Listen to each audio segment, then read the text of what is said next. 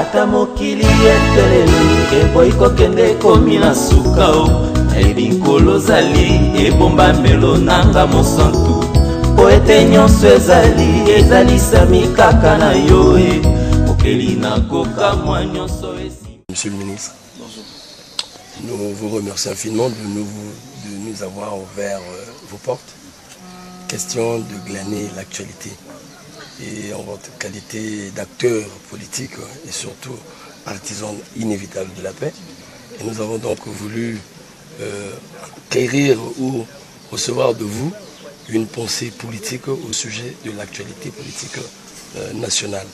Nous allons mettre à votre disposition 7 questions dont vous allez nous donner quelques réponses. Alors, comme introduction, je dirais que ces dernières années, Monsieur le ministre, annonceur de la fin du mandat présidentiel, sont caractérisés plutôt par un climat politique peu tendu qui agite toute la classe politique congolaise sur l'épineuses questions de la Constitution et bien d'autres.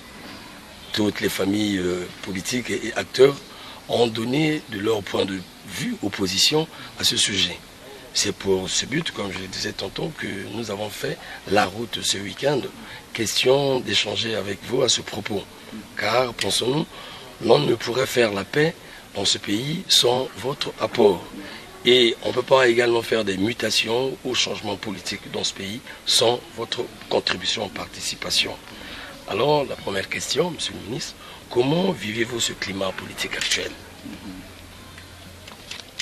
Oui, ça fait un bout de temps que je n'ai pas, effectivement, je ne me suis pas prononcé au niveau des médias, parce qu'il y a eu une série de situations dans le pays, et donc j'ai voulu avoir une appréhension nette.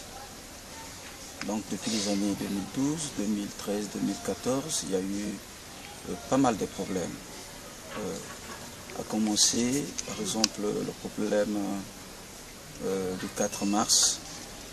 Il y a aussi le problème de Ntchourou. Et il y en a eu des problèmes aussi, par exemple, concernant les élections qui se sont déroulées, c'est-à-dire les élections législatives, les élections locales et tout. Le CNR a toujours prôné le dialogue, puisque nous avons une histoire. Nous nous sommes dit, il n'y a pas un autre moyen qui permettra que toutes les parties, effectivement, aient un point de vue commun, s'ils ne se parlent pas, s'ils ne se disputent pas autour d'une table. C'est pourquoi nous avons accepté la discussion d'abord de vous, et puis la discussion aussi d'Olivier. Mais ces deux discussions-là ont un contexte différent à celui qui s'annonce maintenant, c'est-à-dire à l'horizon, c'est-à-dire le changement de la Constitution. Parce que nous nous sommes dit tout le temps que ceux-là qui sont au pouvoir nous ont demandé effectivement de nous asseoir. Nous sommes allés parce que nous avons respecté leur mandat. Nous nous sommes dit, nous sommes dans un processus démocratique et que les questions accessoires, par exemple, il faut préciser le fichier électoral, le découpage électoral, ceci, cela, c'est de leur ressort, effectivement, d'appeler tout le monde, d'aller s'asseoir et tout. Maintenant, la question dont vous évoquez tout à l'heure, pour moi, je trouve que c'est une question épineuse. Parce que c'est un problème majeur. La Constitution a été mise en place par référendum. C'est le peuple, effectivement, qui doit voter la Constitution. Or, à l'heure actuelle, ce n'est pas le peuple qui réclame ou qui dit que cette Constitution n'est pas bonne ou bien elle est bonne, il faut la changer ou il ne faut pas la changer. Mais ce sont les politiques qui se prononcent à ce sujet-là. Et c'est pourquoi nous disons non, c'est qu'il y a quoi que. Donc, quand bien même que nous pouvons, dans la lecture voir quelques défaillances sur les dispositions, c'est-à-dire dans les dispositions de ce texte-là, mais nous trouvons que ce n'est pas le moment. Sinon, ça permettra aux politiques de faire la récupération, parce que quand on change une constitution, c'est une nouvelle république qui se crée, et finalement, c'est comme l'aiguille, il repart à zéro. C'est-à-dire tout le monde a maintenant le droit de se prononcer pour ceux-là qui ont effectivement cette ambition-là. Nous savons que le président Sassou a commandé les 2 mandats. Il n'a pas été perturbé. Il n'y a pas eu de guerre depuis 2002 jusqu'à aujourd'hui. Donc il est à la fin de son mandat, parce que l'année prochaine, c'est en 2016, il doit y avoir des élections présidentielles. Donc pourquoi on n'a pas changé cette constitution depuis le premier mandat? On a attendu qu'on arrive jusqu'à la fin du 2e mandat pour dire que non, cette constitution n'est plus bonne, il faut la changer. Il faudrait que le président Sassou rassure tout le monde. Rassure d'abord le peuple congolais, rassure aussi toute la classe politique que j'ai eu mes 2 mandats, je dois respecter le serment que j'avais prêté, parce que le serment, je l'ai prêté devant un texte juridique qui est la Constitution. Donc j'ai terminé. Après 2016, ceux-là qui ont l'ambition pour effectivement se présenter à la compétition, ils vont le faire. Et en ce moment-là, puisqu'il est encore là, en tant que père de la nation, en tant que garant de la paix, en tant que garant de l'unité nationale, si lui, dans sa lecture, il trouve qu'il y a des choses qui ne marchent pas, mais dans l'entretemps, avant d'arriver 2016, je voulais convoquer un grand rendez-vous politique où toute la classe politique doit participer en inscrivant effectivement leurs points aussi à l'ordre du jour. En ce moment-là, je pensais qu'il n'y aurait pas d'inquiétude. Mais les politiques s'inquiètent. Ils se disent que s'ils acceptent le dialogue, c'est un moyen pour Sassou de revenir au pouvoir. Et c'est pourquoi les politiques disent que pas de changement de constitution. Mais si le président Sassou pouvait rassurer le peuple congolais, rassurer la classe politique, je pense que le dialogue ne pouvait pas être un tabou. Monsieur le ministre, selon vous, par rapport à la donne actuelle, pensez-vous qu'un dialogue est-il nécessaire avant l'échéance 2016? Je dis oui. Pourquoi? Je m'explique. Il y a plusieurs problèmes dans le pays. Il y a plusieurs problèmes qui nécessitent que les politiques s'asseyent. Parce que les politiques sont aussi ceux-là qui sont à la tête de plusieurs opinions. Donc, le peuple, à la base, ne peut pas venir parler, mais le peuple ne parle qu'à travers ses leaders, c'est-à-dire ses leaders d'opinion. Quand un leader d'opinion vient parler, c'est qu'il vient traduire la pensée de sa base. Nous savons que nous sommes en démocratie. On peut aujourd'hui aller s'asseoir, mais il ne faut pas dire que ce n'est que ton opinion à toi qui doit aller triompher.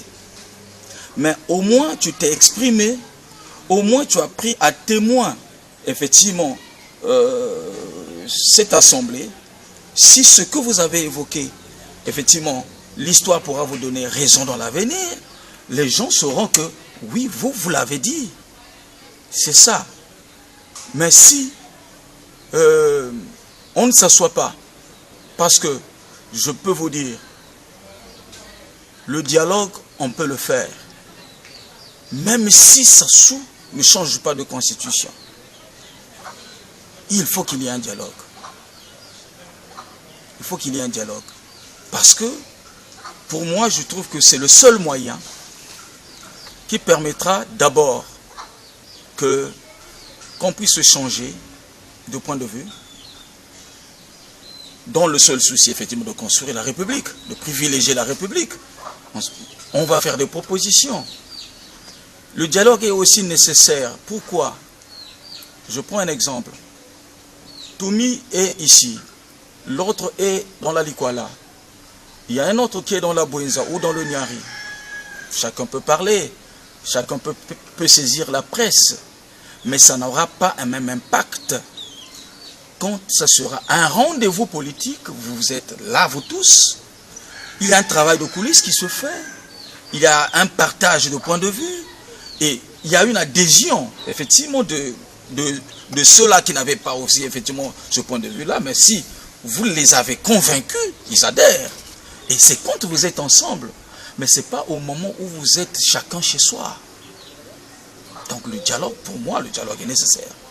Aujourd'hui, monsieur le ministre, sur la place de Brazzaville, je voulais dire dans la classe politique, effectivement, la tendance est d'aller vers le dialogue. Mais cependant, tout le monde convoque ou interpelle le chef de l'État de pouvoir convoquer ce dialogue. Mais il y a un problème dans la nature de ce dialogue tel que conçu par chaque parti politique ou groupement politique. Certains pensent, tel que la majorité, à un dialogue qui doit essentiellement traiter de la question de la Constitution, alors que l'opposition pense un dialogue qui va régler les questions liées aux questions électorales. Alors, il y a les partis du centre qui pensent un dialogue qui, pour le moment, ne présente aucun schéma. Donc, que la classe politique aille juste pour chercher à mettre en place l'ordre du jour. Alors, en tant que politique, qu'est-ce que vous pouvez présenter? Quel schéma, si vous l'avez bien sûr, présenter pour ce dialogue? Bon, vous savez, en politique, on doit se respecter. On doit aussi respecter l'opinion d'autrui. C'est ça aussi la démocratie. C'est vrai que c'est la loi de la majorité, mais il y a aussi la prise en compte de la minorité. C'est ça la démocratie. Donc aujourd'hui, on ne peut pas parler d'une chose et son contraire. Si on parle d'un dialogue, c'est que les gens vont se parler. S'ils se conviennent, c'est bien. S'ils ne se conviennent pas, ben, on va tirer les leçons de ce rendez-vous-là. Mais on ne peut pas, au départ, poser des conditions. Sinon pourquoi aller dialoguer? Parce que ce n'est pas le dialogue, ce n'est pas comme un état général de l'opposition, ou bien parce que c'est la majorité seulement qui va s'asseoir. Mais c'est toutes les tendances confondues qui devront aller s'asseoir. C'est toutes les tendances qui devront aller s'asseoir. Et en ce moment-là, il faudrait qu'on arrive d'abord, c'est-à-dire qu'on accepte d'abord le principe. Et une fois qu'on aurait accepté le principe, et on verra dans la pratique, c'est-à-dire on verra la faisabilité. D'abord, ça se passera où? Et puis, devant qui? C'est ça. Parce que les autres aspects, comme j'ai dit, il y a eu des rendez-vous tels qu'à Evo et tels qu'à Bélizy. Ça n'a pas le même caractère. Ça n'a pas le même caractère que le rendez-vous qui devra être bientôt convoqué. Parce que si la majorité inscrit à l'ordre du jour le changement de la Constitution, ben, on sera devant qui? On sera devant qui? À ce que je sache, le peuple est la souveraine loi.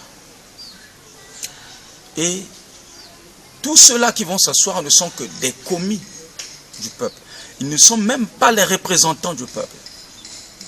C'est que quand ils vont aller, ils ne manqueront pas dans leur gibecière ce que le peuple leur aura confié d'aller débattre. Et s'ils restent dans les termes du contrat qui les lie avec leur base, s'ils restent fidèles, ils devront traduire ce que le peuple dit. Mais si ils vont parler à leur guise, mais le peuple qui va suivre dehors sera obligé de dire non. Sera obligé de dire non. Donc, le peuple, il est un. Il n'y a pas de peuple. Et c'est pourquoi nous prenons la démocratie. Parce que ceux-là qui sont majoritaires, on dira que, bon, écoutez, cette opinion a triomphé parce qu'ils sont plus nombreux que ceux-là qui ont dit oui, ou bien ceux-là que ceux-là qui ont dit non. Mais les politiques ne peuvent pas, au départ, avoir des préjugés. C'est vrai qu'ils font valoir des arguments comme quoi nous avons eu la rencontre d'Evo, la rencontre de Bélizy, qui n'a abouti à rien, puisqu'ils ne respectent jamais les conclusions. C'est vrai, mais ce n'est pas le même cadre. c'est pas le même caractère. C'est pas le même caractère.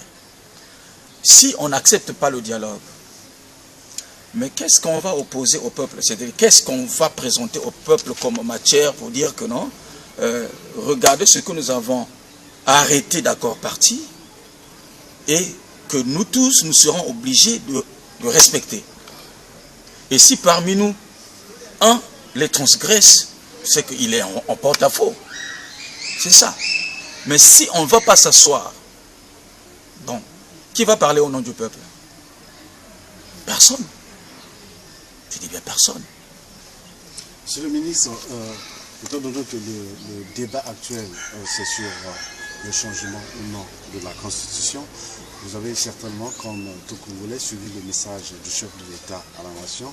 Et le président, pour le parapher, il a dit, je cite, « Il est évident que les affaires des Congolais sont et seront réglées par les Congolais eux-mêmes, de préférence par le dialogue.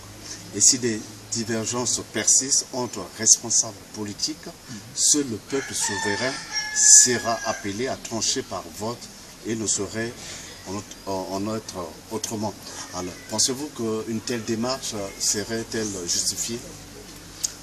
Bon, je dis que le président de la République doit être clair. Là, il y a un flou qui est là. C'est pourquoi au départ, j'ai dit que le président, c'est lui qui doit rassurer d'abord les Congolais, donner des garanties au peuple.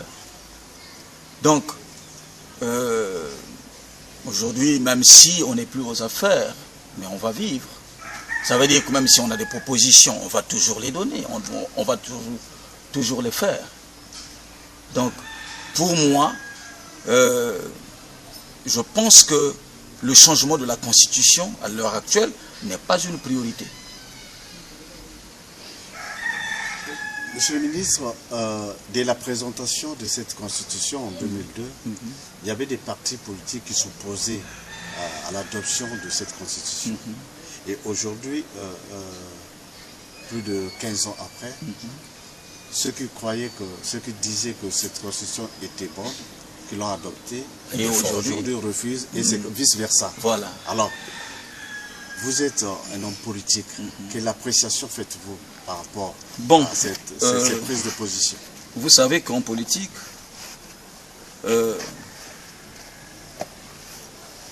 il y a ce qu'on appelle le gagnant-gagnant. Si seulement le président Sassou, tout le temps qu'il est resté, s'il avait l'esprit de partage, je pense que aujourd'hui, la position de ceux-là qui, au départ, et pourtant étaient en train de décrier cette constitution, qu'elle n'était pas bonne, mais qui sont obligés de la soutenir maintenant. Pourquoi? Parce que c'est leur seul moyen de voir Sassou partir du pouvoir. Je pense que je me suis fait comprendre. Donc, ils ne soutiennent pas cette constitution parce qu'elle est bonne, mais ils la soutiennent parce que pour eux, ils disent que c'est leur seul moyen de voir Sassou partir. Alors, monsieur le ministre, je reviens sur la question du référendum supposé, tel qu'a dit le chef de l'État dans son message. Vous, politiques, vous n'arrivez pas à vous accorder, donc pas de consensus. Est-ce que l'idée du référendum est une issue pour la démocratie congolaise? Le référendum, mais qui va l'organiser? C'est ça. J'ai parlé du dialogue tout à l'heure. Oui, le dialogue, oui. Ou devant qui? Parce que il ne faudrait pas que l'une des parties soit comme juge et partie. Il faudrait qu'il y ait comme une structure, comme une personnalité, ou bien une personne morale, intermédiaire. Vous voyez, lors de la conférence nationale souveraine, mais le président Sassou était là, avec son gouvernement. Mais à qui on avait confié effectivement la charge de diriger les pourparlers? Ce n'est pas le gouvernement qui avait ce monopole-là. Effectivement, si on va débattre des grandes questions, ce n'est pas le gouvernement qui aura le monopole. Dès lors qu'ils vont se prononcer, dès lors qu'ils vont inscrire à l'ordre du jour le changement de la Constitution, ça veut dire qu'ils mettent à terre toutes les institutions. Ça veut dire ça. Parce que ceux-là qui sont au pouvoir, par le président, nous sommes dans un régime présidentiel, vous le savez, par le président c'est lui qui est la tête du pays. Donc, quand il est là, c'est parce qu'il est soutenu. Il est soutenu par un texte juridique qui est la Constitution. Sans la Constitution, il ne peut pas être là. Mais s'il déclare que non, bon, nous voulons changer cette Constitution, ça veut dire que le pays n'a plus ses bases. Le pays n'a plus ses bases. Maintenant, qui va organiser le référendum en ce moment-là? Donc, c'est dire que, c'est vrai, à la presse, on ne peut pas expliquer tout ce qu'on a en soi. Mais il faudrait que nous privilégions effectivement ce dialogue-là. Parce que le dialogue, quand il va se faire, c'est vrai, il y aura des gens qui vont se défouler. Ça ne manquera pas. Mais il y aura aussi des moments où les grands doivent s'asseoir pour regarder les questions de fond, pour privilégier l'intérêt général, pour que le tissu social ne soit pas déchiré. Qu'est-ce qu'il faut faire?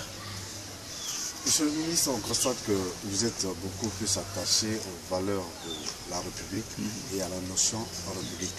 Alors, au regard de ce qui se passe dans le pays, quel avenir pour la République? Ben, il faudrait que les politiques se ressaisissent. Il ne faudrait pas que ce soit comme un esprit d'égoïsme pour dire que chacun tire la ficelle de son côté, sinon c'est le pays qui sera meurtri. Ça, c'est d'abord un. Mais il faudrait que le peuple aussi sache qu'un peuple qui n'est pas guidé, même s'il est souverain, c'est comme un aveugle qui conduit un aveugle. Ils finiront tous les deux dans un ravin.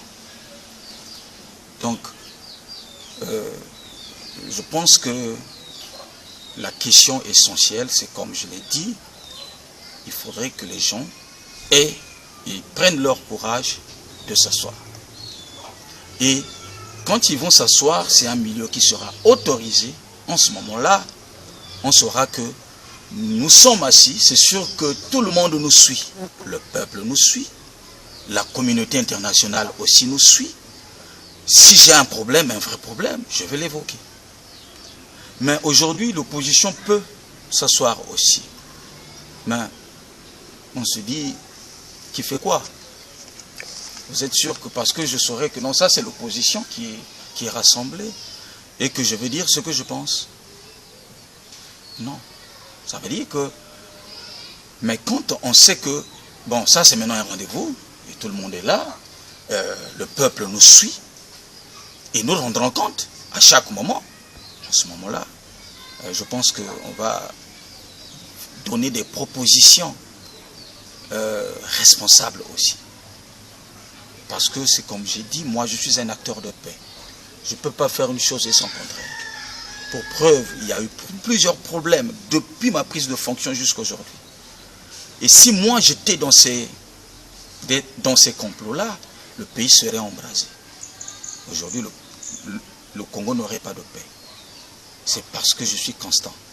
Et je le resterai. Vous profitez effectivement dans ce sens, puisque vous êtes grand arbitre de la paix. Lors de la tenue de la conférence de presse livrée par la convention dont votre parti fait partie, on nous a fait savoir, et l'attention a été attirée aux politiques congolais de réactiver les ministres en cette période où le Congo protège soigneusement cette paix. Et ceci a été dit très fort par cette convention. Vous qui défendez la paix au Congo, quel est votre souci d'entendre qu'il y a des hommes politiques ou partis politiques qui réactivent encore des ministres dans ce pays?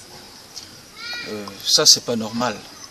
En ma connaissance, aucun politique ici à l'intérieur du pays ne peut distribuer les armes.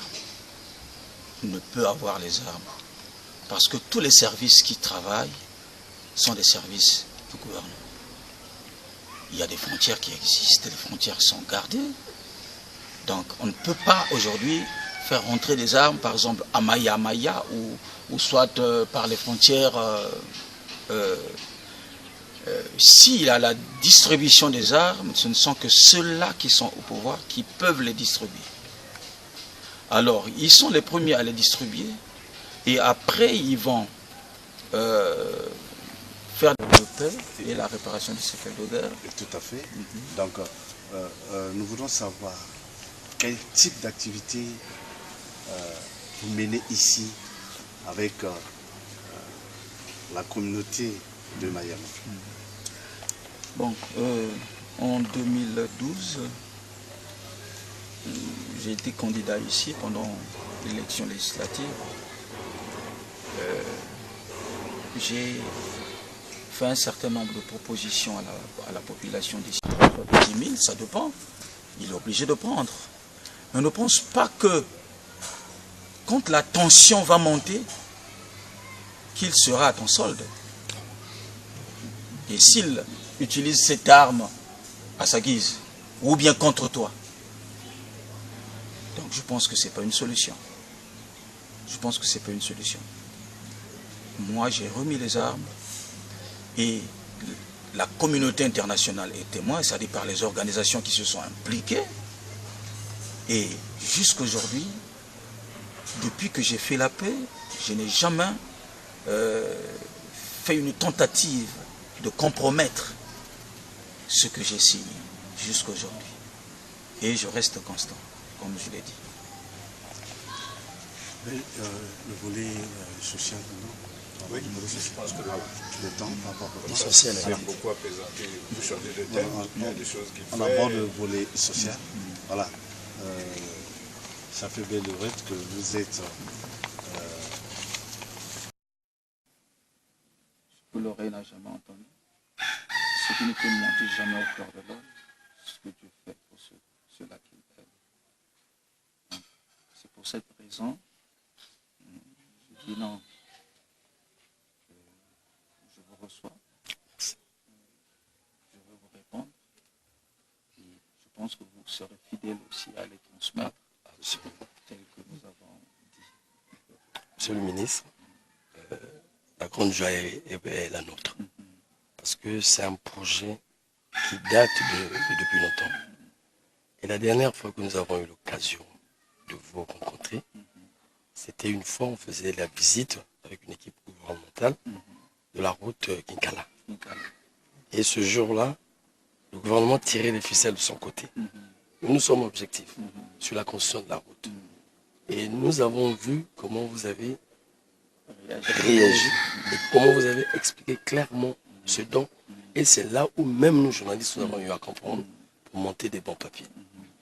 Et à votre sortie, si nous l'attendions, et nous avons ce jour-là dit, c'est un acteur de paix.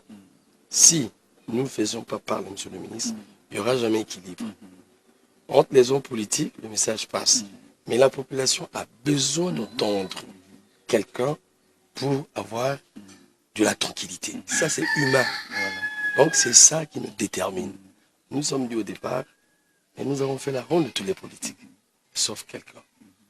Parce que lui, il est rentré dans l'histoire du pays. Il y a une grande question pareille.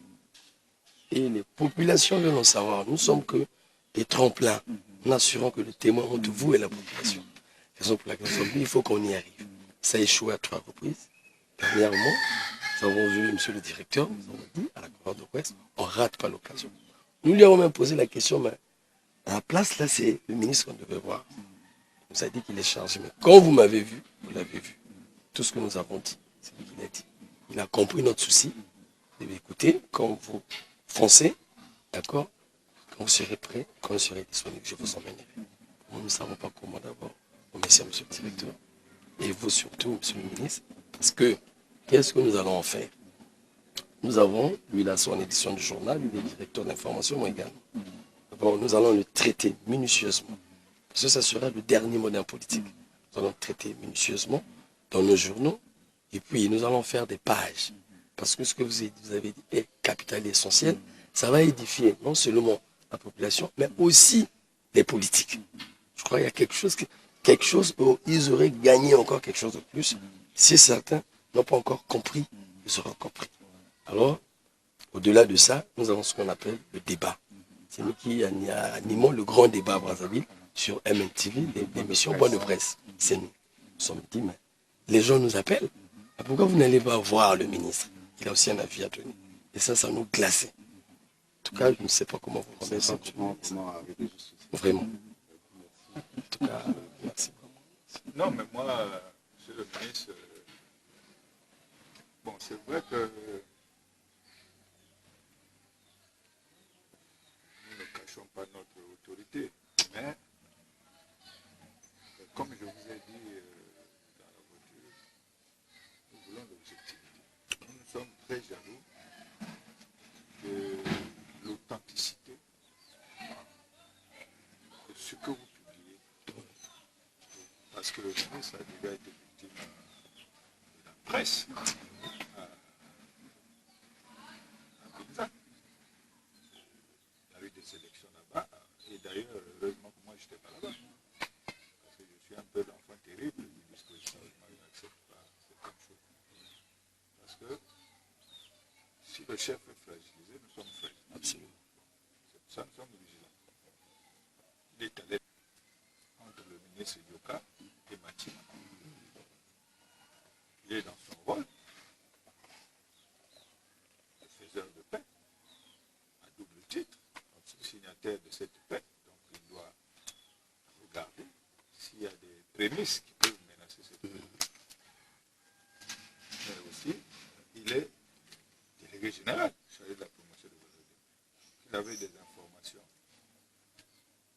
qui donnaient à penser que cette paix pouvait être menacée, parce que quand même, vous voyez bien que c'est vrai, la République est une. Mais c'est quand même atypique et extraordinaire de voir l'oncle du président de la République, qui n'est pas originaire de Binza, venir briguer la députation.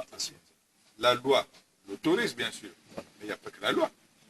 Hein, le ministre vous a dit tout à l'heure qu'il y a aussi d'autres considérations. Absolument. Qu'il faut prendre en compte lorsqu'on fait une appréciation d'un problème. Il est allé là-bas avec l'idée d'étouffer les velléités de violence. Qu'est-ce qu'on a fait?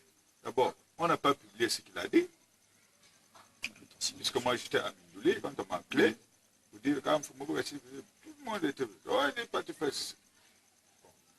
On n'a pas, la presse n'a pas eu le courage de publier ce que le révérend a dit. Mais ils ont fait la manipulation sur instruction, je ne sais pas de qui. On a seulement montré le révérend en train de tenir Yoka. Et les commentaires ont dit que non, le révérend est allé là-bas pour se tenir. Voyez-vous, c'est pour ça. C'est pour ça, parfois nous sommes jaloux.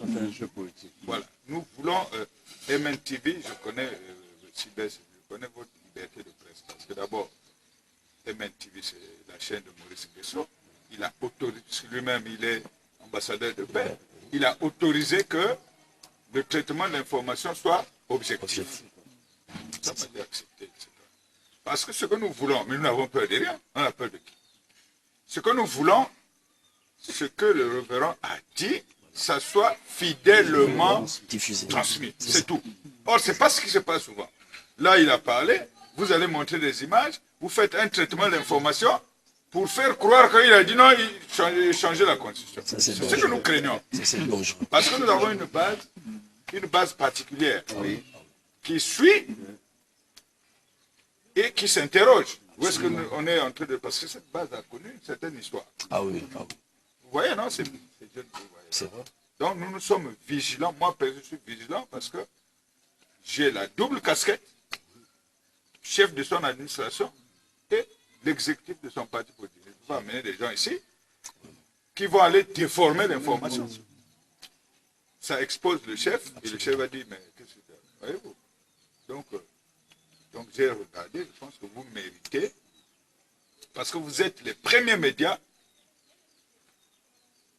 à avoir le privilège d'entendre de sa propre bouche la position du révérend sur la question. Le parti vous a donné la position sur ses instructions. Hein, vous étiez là, non? Vous avez dit, mais nous ne pouvons pas venir dire ici le contraire de ce qu'il nous a, de ce qu'il nous a donné comme instruction. C'est pas possible. Hein? Nous venons vous dire ici ce que le révérend a dit. Point barre. Maintenant, si vous voulez nous faire dire des choses que lui n'a pas dites, ça vous engage. Donc, soyez objectifs. Bon, nous, on va suivre. Moi, je vous fais confiance. Sinon, c'est tout le monde qui veut voir le révérend. Même RFI, même si c'est là. C'est une promotion pour nous. Le révérend va donner son point de vue sur telle question. Tout Mayamala même sera envahi parce que son point de vue pèse. Nous le savons, nous sommes conscients de ça. C'est même attendu. Hein? Voilà. Donc, soyez objectifs dans le traitement de l'information et soyez courageux. Sinon, ne faites pas ce boulot. Hein? Faites autre chose, plomberie ou je ne sais pas quoi. Mais oui, hein? soyez, oui, parce que votre crédibilité en dépend. Hein? Ce que vous avez fait, par exemple, à Vinza n'est pas sérieux. Hein? Parce que ça a donné une image que non, le révérend qui est un opposant est parti soutenir l'oncle de Sassou. Alors c'est pas vrai. Il avait expliqué pourquoi il est parti là-bas. Mais on a montré les images, on n'a pas diffusé sa communication. Mais on connaît cette technique-là, c'est une escroquerie politique. C'est poursuivable. Hein? Alors, donc ça, il faut arrêter ça. Poursuivable. Ça, il faut arrêter ça. Poursuivable. Hein? Ça sont les médias d'État. Bon. Mais nous, les chaînes privées, nous avons du mal à atteindre l'interlangue. Voilà. Donc, c'est pas évident. Même pour venir ici, je merci, nous sommes arrivés avec M. le Dirka. Mais sinon, avec nos propres moyens, c'est difficile. Nous nous battons pour la liberté de presse. Avec ce que nous faisons, nous prenons tous les risques possibles. Nous sommes taxés de tout, mais nous savons que nous faisons notre travail. Nous ne dépendons de personne. Ce que nous retenons, c'est ce que notre patron, Maurice Guessou, qui nous a donné des instructions. Jusqu'alors, il nous soutient parce qu'il sait que c'est sur ce plateau qu'il se disent certaines choses, certaines vérités. Et l'émission est beaucoup appréciée par le public. Mais malheureusement, nous ne sommes pas captés à l'intérieur. Mais tout Brazzaville, chaque dimanche, à partir de 12h, tout le monde est branché parce qu'il y a un débat contradictoire. Le débat, il est agrémenté par des éléments de reportage. Nous avons fait dernièrement avec le message du chef de l'État, avec les interventions des uns des autres, de Tati Magara et tout. Mais nous recevons près de 1000 messages SMS au cours de cette émission parce que le téléphone n'est pas ouvert, certes, mais par SMS, les gens peuvent participer. Nous recevons près de 1000 messages où les gens revendiquent la position du révérend pasteur. Il est au cours, il doit se prononcer par rapport à ce débat. Parce que tout le monde en a parlé. Tout le monde en parle, tout le monde en parle. Mais aujourd'hui, vous devez bien avoir sa position.